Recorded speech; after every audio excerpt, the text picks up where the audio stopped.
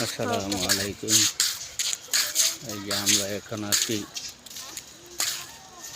মিরপুর ১ নম্বর শহীদ বুদ্ধিজীবী কবরস্থানে। দেখেন ইয়ে শুধু কবর আর কবর। হ্যাঁ, অনেক কবর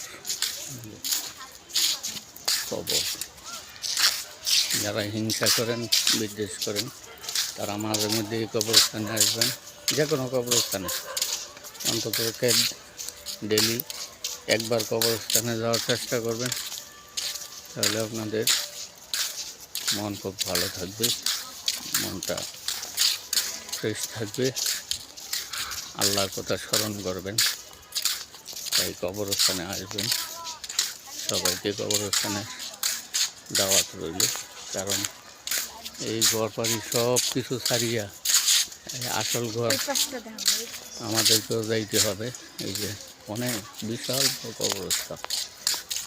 1 মিনিটের উপরে কেটে দিলেন।